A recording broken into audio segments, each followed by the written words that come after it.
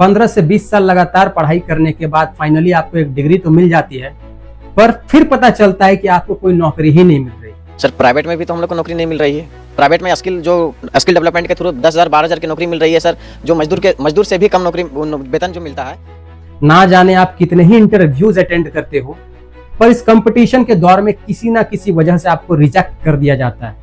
फिर आपके दोस्त ही आपका मजाक उड़ाने लगते हैं, आपके रिश्तेदार, आपके परिवार वाले ही आपका मजाक उड़ाने लगते हैं।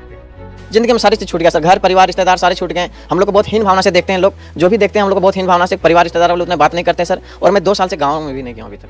और इन सब की वजह से आप अपने सोशल लाइफ को खत्म कर देते हो।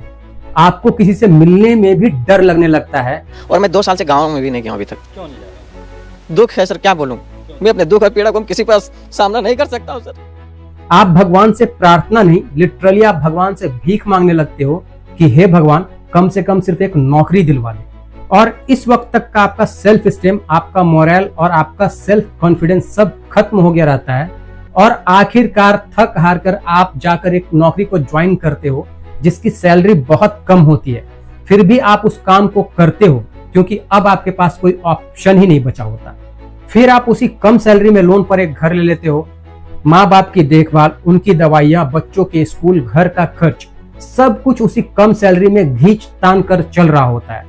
एक तरह से आप अपने आप को जंजीरों में बांध लेते हो। और अब आपको हर वक्त सिर्फ एक ही डर सताता रहता है कि कहीं आपकी नौकरी चली गई तब आप क्या करोगे। घर के खर्च, लोन की EMI, बच्चों की पढ़ाई, माँ बाप की दवाइयाँ, ये सब कैसे कंप्लीट होगा। ये सब सोच सोच कर धीरे धीरे आप अपने खुद के सपनों को ही दबाते चले जाते हो।